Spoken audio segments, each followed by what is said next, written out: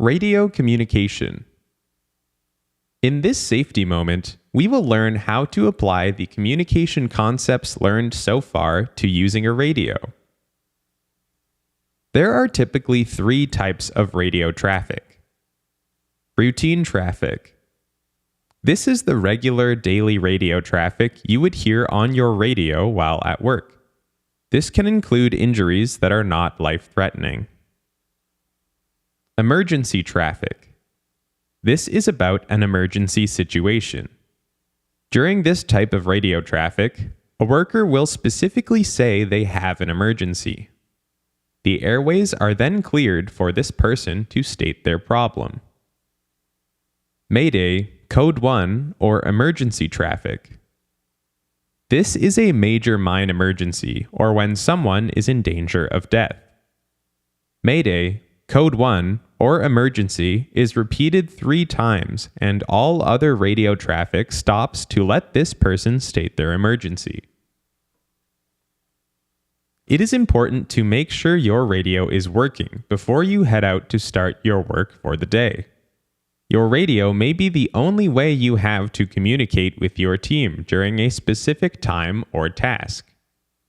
A pre-operational check should include checking the battery power level to make sure you have enough power for your shift.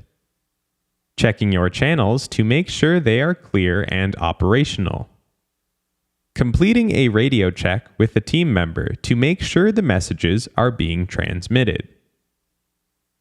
Knowing when and how to use radio is important to your safety and productivity. It may seem simple, like just pressing the button and talking, but there are specific steps you need to follow to effectively use your radio. Push and hold the transmit button before you begin to speak. Wait a couple of seconds. Hold the radio 3 to 4 inches away from your mouth. Do not yell. Speak slowly and clearly. Use plain language everyone can understand. Confirm any messages you receive with a verbal confirmation.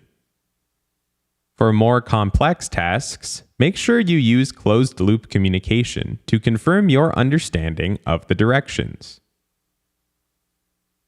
Things to avoid: dead batteries, chattering on the line, not answering, accidentally holding down the mic button, not knowing what signals mean. When using your radio, it is important to say your message properly. The following steps can help you to effectively use your radio to communicate. Message content: where you are and your request or problem. Use location identifiers. Know what you want to say before you start speaking. Be brief and keep your transmission short. Let's look at an example of how to use closed-loop communication on your radio. Hi Jeff, it's Sarah. Go ahead, Sarah. I need 4 water spray nozzles for the continuous miner and 3 shuttle car cable splice kits. Okay, that's 4 water spray nozzles for the miner and 3 shuttle car cable splice kits, correct? Yes, that's correct. Okay, I will bring them to you in about 30 minutes. Copy that. In the event of an emergency, follow this protocol.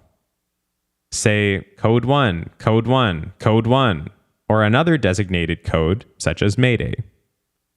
Say your name. State the location of the problem. State what is happening. Provide additional details such as how many people are involved, what the response is, etc. If you are bringing someone away from the scene, ask that traffic is cleared to help you exit quickly. Radio communication is often the only method you have access to when completing a task or during an emergency. Making sure you always have your radio with you and that it is in working order is your responsibility. Knowing the protocols and procedures in place will help you during routine tasks, and especially during an emergency. If you are unsure about the procedures for radio use at your organization, talk to your supervisor about more training.